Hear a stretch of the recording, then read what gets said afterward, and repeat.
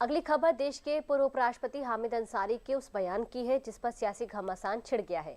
हामिद अंसारी ने महमूद गजनवी और लोधी को हिंदुस्तानी लुटेरा बताया। बीजेपी ने हामिद अंसारी के बयान पर कड़ा एतराज जताया और कांग्रेस की सोच पर सवाल उठा दिए हैं। देखिए रिपोर्ट।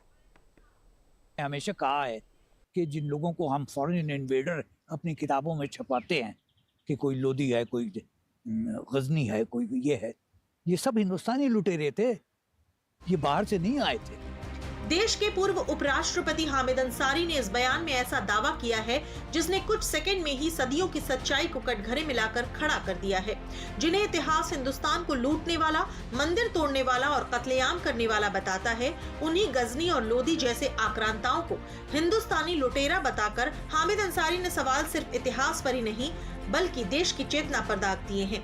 जब बादशाहत हमारे यहाँ थी और ईरान में बादशाहत थी तो झगड़ा कहाँ होता था?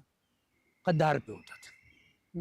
हिंदुस्तान की सल्तनत आधे अफगानिस्तान पे रहती थी। इसीलिए मैंने हमेशा कहा है कि जिन लोगों को हम फॉरेन इन्वेडर अपनी किताबों में छपाते हैं कि कोई लोधी है, कोई गजनी है, कोई ये सब हिंदुस्तानी लुटेरे थे, ये बाहर से नहीं आए थे।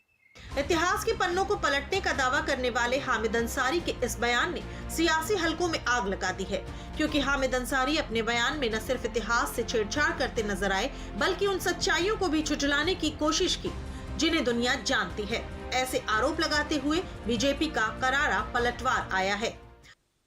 कांग्रेस और उसका इकोसिस्टम हमेशा आक्रांताओं का, हिंदू पर जो अत्याचार करने वाले क्रूर शासकों का महिमा मंडन करने से नहीं चूकता।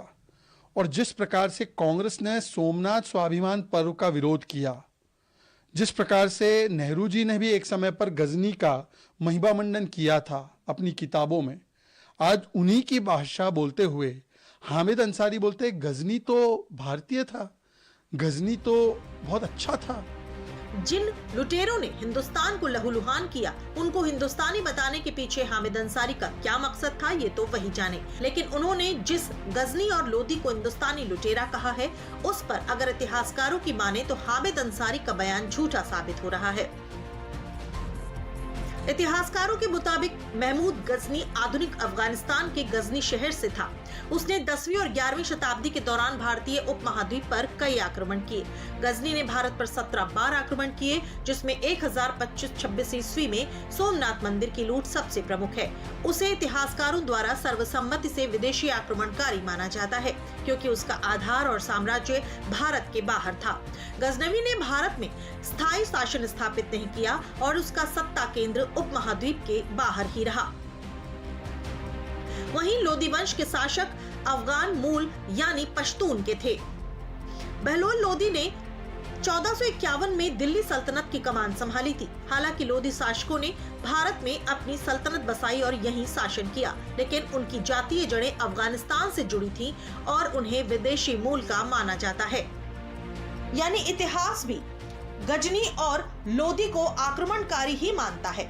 लिहाजा अब ये सवाल उठ रहे हैं कि क्या ये बात देश के उपराष्ट्रपति रह चुके हामिद अंसारी को नहीं पता थी, क्योंकि शख्सियत सियासी है, इसीलिए सियासत अब ऐसे कई सवालों और आरोपों को लेकर इनके पीछे पड़ गई है।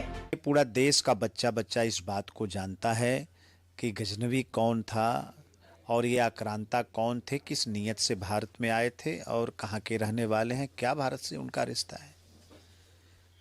जिनके सर पे पता नहीं कितने भारतवासियों और सनातनियों और हिंदू धर्म को मानने वाले लोगों को मारने का इल्ज़ाम हो, जिन लोगों ने ऐसा पाप किया हो, हमारे धार्मिक स्थलों को जिन लोगों ने टारगेट करके लूटपाट की हो, और उनको महिमा मंडन करने वाले लोगों की मानसिकता आप समझ सकते हैं कैसी मानसिकता है।